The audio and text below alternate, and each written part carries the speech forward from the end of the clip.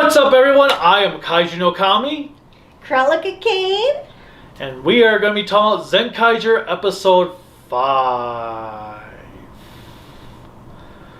It was okay. Wow. End of episode. Bye, End of discussion. everyone. Good night, everybody. So, I enjoyed it, but I didn't like one aspect of it. Yoshaleki! Yeah. So, kind of recapping. They used two of my least favorite series in this episode. Q Ranger and Ryu Soldier. What the frickin' hell? So, it starts off immediately after episode 4, where we have Vroom talk about the two humans that were with Ijirud. Ijirud. Finally got his name. He's the mad doctor that looks like a tank. Tanks a lot. Tankenstein. Ooh, Tankenstein, I like that. We're treading on thin water. But nevertheless... Actually, I think Tankenstein was the name of a monster in Power Rangers in space. Well, I've never seen Power Rangers in space. Yes, Yes, I have. Yeah, I don't remember Power Rangers in space. It's okay. But nevertheless, moving on, because this is not Power Rangers, this is Super Sentai. So anyways, it starts off, basically, everybody's talking about it. Kaito starts to get his hopes up because he thinks that maybe his parents are with the Kikaroid evil people. Kikanoid. I like Kikaroid. Kikanoid. No, it's Kikanoid. But, so then they get disappointed because Vroom says, well, I don't know if that's who they were because he sees a picture. He just knows. There were two people there under that name. Yeah, that's all he knows. So, obviously, in Super Sentai terms, I think we mentioned this last time as well, that means they're still alive. They'll probably come in at some point, but they're still alive at this moment in time. Well, we then cut to bedtime. And I didn't think about where the rest of the team stayed when they weren't fighting. I know they hung out there, but I didn't think of, like, them sleeping. Well, one, who knew that robots needed to go to sleep? Well, androids do dream of electric sheep. 2, that was pretty much... I'm not surprised because that was also taken right out of Zyuohger. Well, Philip K. Dick wrote... Yeah, I know, but I'm talking about in Zyuohger, where everyone stayed in the Red Ranger's room. Well, and it was kind of funny because Red Ranger's room already looks like a shoebox. And you have Gowon, who's like curled up like a cat he is. You have Room that is like stuffed in the corner. And then Juon is just like lying on the main part of the floor. Yeah, he takes up the most room, and he's one of the smallest of them. I was like, wow, asshole much? But then again, I like Juron, so because Dime Store Predator, I'm going to find other terms for it, so I'm going to go Dime Store Predator this time around. Does actually do some pretty cool things. So, Kaito wakes up, goes down, talks to Grandma. I thought that was kind of heartwarming because they don't really have too many scenes together. And then you have basically him just resolving to find his parents. Then we cut to the next day. Well, no. Then we had the villains for like the leader on there for like, what was that, 30 seconds? He slammed. Yasuo never even talked. He slammed his fist. They bounced in the air, and then Tankenstein went away to say, "I'm gonna just check this out." And the other general was like, "I'll take over." And then that was it. That was their entire big scene. I actually have to say they got more air this time because they did flips and everything. before they fell back down. How did Tankenstein actually land back on his treads? Because they're the heaviest part. So usually when you flip over, the heaviest part's going to hit down. I failed most of my science classes, and I at least understood that fact. Oh, whatever. So anybody who's looking to get into sciences, don't look at me as inspiration. And then we have, Kaito trying to get to their world, and that very Looney Tunes-ish scene. Okay, without the extreme Looney Tunes-ish scene, I actually thought it was kind of funny because he doesn't explain to anybody what he's going to do. He's like, Juron, you bend like this. Galon, you bend like this. And they're like, okay, what's going on? And Vroom and Majine are just standing on the side like, okay. And then he just jumps on top of both of them like it's a stepladder. Like somehow it's going to take them to the moon.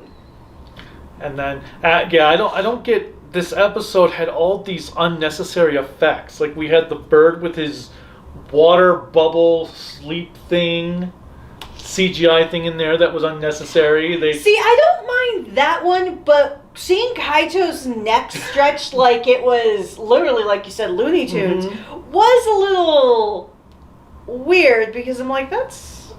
Anybody's neck who literally does that outside of the mask is going to die. But yeah, I have to say, the comedy is really starting to wear thin on me, especially after having watched some of those Car Ranger episodes on Tokusatsu. Seeing Car Rangers comedy being silly, but still even more realistic than what Zenkaiger is doing. Well, okay, so we get to the monsters. The sushi monster. Which I have to say, his use of sushi for when he could be saying, like, you bet your ass or anything like that was kind of funny. However, this is my least favorite monster. Yeah, he was even worse than the ice monster. He was just there. Well, and I understand he's trying to turn people into sushi. I guess Fun fact, I don't like seafood. So the whole idea of sushi is beyond me. Well, I don't get it. Like, why is he just sticking people to random things and then... Well, it's kind of like creating a sushi roll. That I got because... I don't know what a sushi roll really is created with. So... Basically, you have like seaweed paper that wraps around it. That's that black thing that was wrapped around the two guys, around Juron and Kaito. Yeah, but no one else had that around them. Yeah, the one chickadee did. That was tied to the... I just remember them having green ooze on them. Well, that's wasabi. See, I get what they were doing. That I got. Because I like Tasty, the app. So I watched different things. So I got the sushi roll thing. I guess the problem I have with this particular... Where was the threat? Like, what was the plan? Well, that was my thing. It's like, are they just stuck to a service until they die? Yeah, I don't get... I don't get the plot here for that. Like, okay, what are they going to cook them? Well, because obviously sushi's not cooked. Well, yeah, obviously sushi's supposed to be raw, but I don't get... What was the purpose of this monster? Were they going to cook them, or were they just going to leave them stuck there? Well, that's they never actually said that what their plot was. Well, and that's kind of my problem with this particular villain is. Well, I guess this is a flaw that I have with a number of the villains. Like, okay, there's no like big threat. Yeah, I don't get what their goal was. Like, okay, fine. For the ice monster, his goal was to freeze the world. Well, yes. Okay, cool. Haha. But this monster, what was the goal? What was the intended purpose? So, and I honestly think for this particular episode, it doesn't translate for American audiences, in my personal opinion, all that well. Only because sushi is a big cultural thing for Japan. And I know there's a lot of sushi bars in the US and other countries, so I'm not saying that it's not imported elsewhere. But I know it's kind of a cultural thing. Like, you have so many restaurants, as they showed, where it has a sushi bar, where you kind of have a treadmill that rolls around with sushi. So I'm like, it's a huge thing. That part I got, because I've seen that before. It's just I don't get what the ultimate goal was. Like, how were they going to conquer the earth by sticking people to things? Well, I'm going to leave that loaded question alone. But... Perv. But nevertheless... Itchy. I did like Gaon kind of trying to take over to be like the pseudo leader, because obviously Kaito and Juran are stuck together. Yes. And so Gaon's like, we need to get them where it hurts. Let's make sushi rice, which sushi rice does taste good. I don't like anything else except for that rice, because it's much stickier. But so they make sushi rice and they waft it with their fans, and it gets the sushi monster there. And that was funny, because they're all transforming, they're all acting cool, then they get their asses handed to them. This is where my least favorite scene of it comes in. And I'll let you describe this. He goes to transform using Q Ranger. Using the wrong key.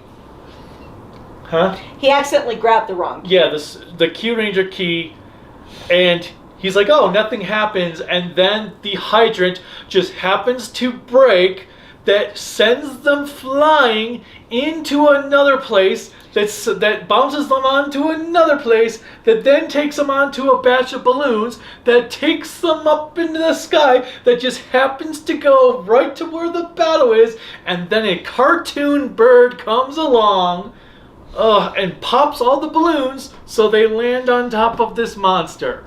Okay, I will say the cartoon bird actually reminded me of Who Framed Roger Rabbit.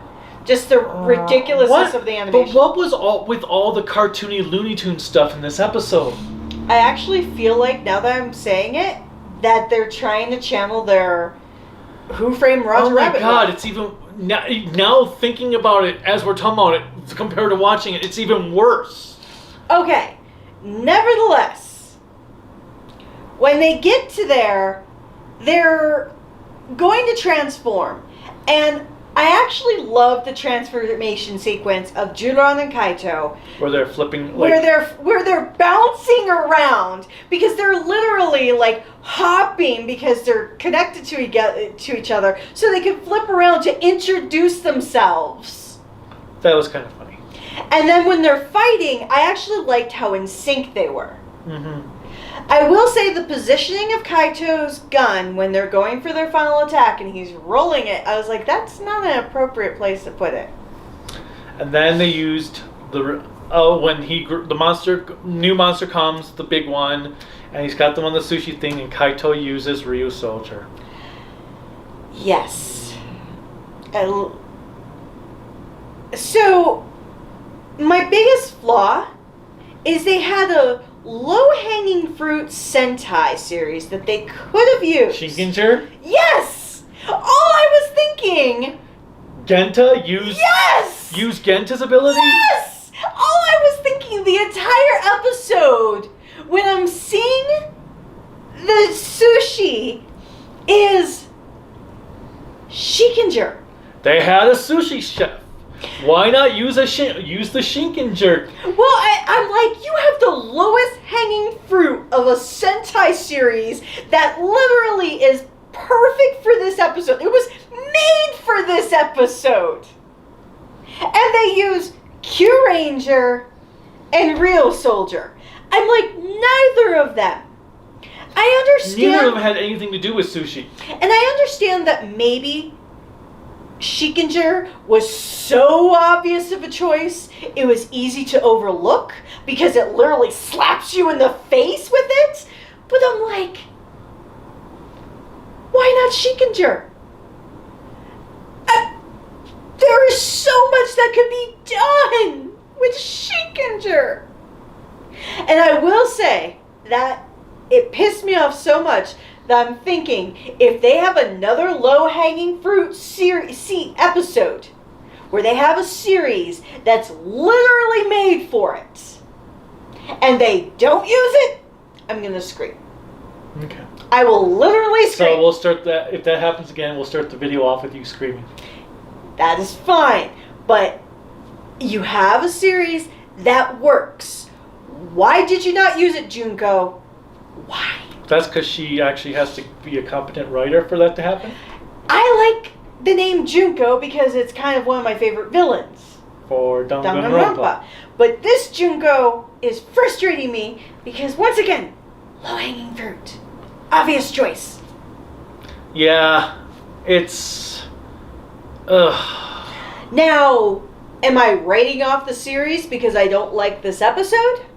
No. No, I just need the villains to actually feel like be more of a threat where I'm like, oh my god, they could actually win this. Well, I was kind of... Because I think his name is Baris...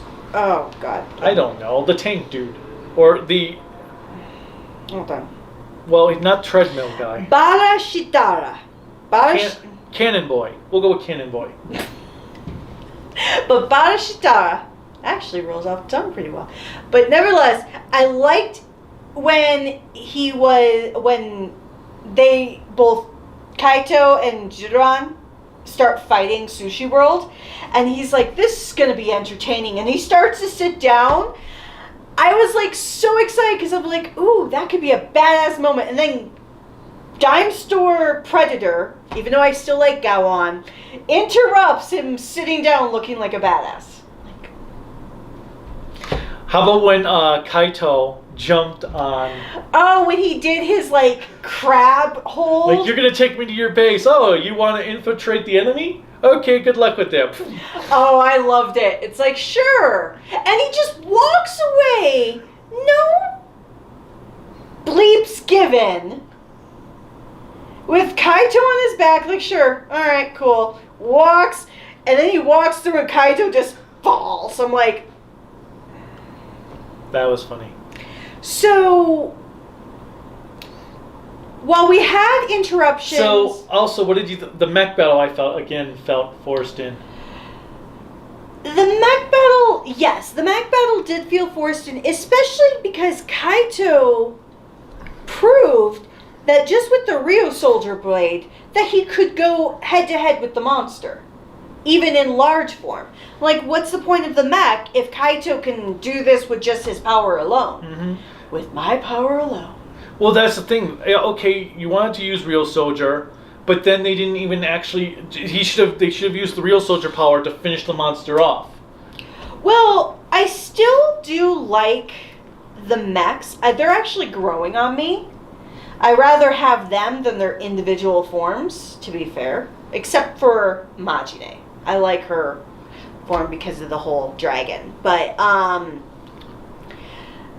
ultimately, it was interesting to see how they handled a story element. And the other thing that they did, the whole interrupting with the bird, interrupting to tell us about Q Ranger. Yeah, I kind of figured. I did like when Yachin interrupted, though, about the seaweed paper, or no, the bench. When the Sushi World is like, I'm not a geta.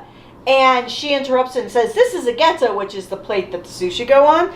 Because I'm like, I'm even thinking, mainly because I'm not Japanese. I felt it disrupted the battle, but it also reminded me of, that kind of reminded me in Hurricaneer. Well, that's what I'm saying. When the granddaughter would like interrupt, like, oh, this is blah, blah, blah. Well, exactly. I actually valued that because I learned something. And the goal of the world is to learn one new thing every day. What? Well, it's I guess PSA. then what I learned today is Facebook sucks. Well, that's another story. But nevertheless, I want to see how the next episode goes, especially because it's going to be a cleaning episode. I'm curious on who this new character is. Yes, because I felt bad because you had mentioned the new character, before. But when I saw him, I was like, wow, he looks very effeminate. And it disappointed me because I was like, wow, okay, he's young. I'm starting to get so much older than these Sentai characters, and it's getting super depressing.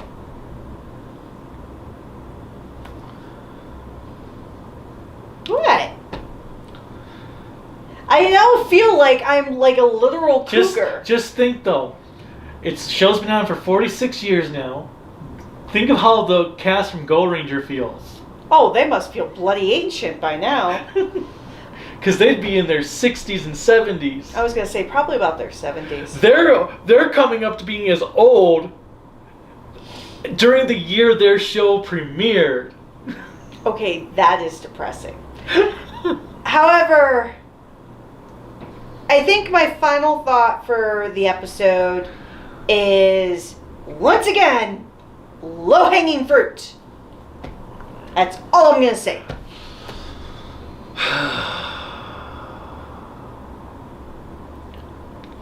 I'm thinking. I've got nothing. Okay, sorry. The steam's coming out of your ear. The episode, it's my least favorite. No, blah, blah, blah, blah, blah, blah. My second least favorite episode so far. What's your first? Episode 2. You hate Gaon. You hate my dime store predator. No, I actually like Gaon. I just didn't like his premiere. I hated that episode. But this episode would be my next least favorite, and I hated the monster of the week. So Sushi World did suck. Yeah, he was terrible. I want my villains to feel like threats. All I want is my villains to feel like... Well, he kind of felt like a threat to me because he's standing there with fish on top of his head. I was starting to get triggered for a little bit because of the whole seafood thing. So I felt it was kind of a threat because I'm like, is he trying to push food on me? Because I don't like fishy things. That sounds fishy. Hey, it's a trigger for me. Don't take my triggers away. Well, take my triggers away, actually, because I don't want triggers. I'm just going to tune out. But nevertheless, I hope you'll join us for the next time we do one of these, because we're sticking to it. I'm keeping him firm, where each week we do a recap. For now.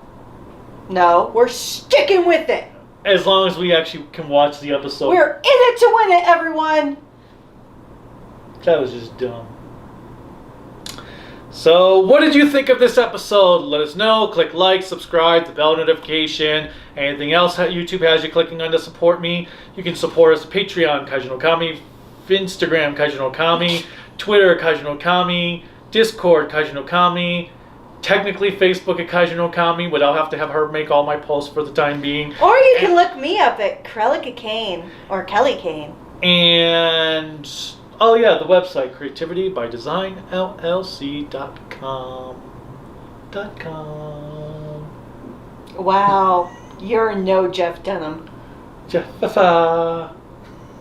Bye, everyone. Until next time. Bye. Hey. Bye. Bye. Bye.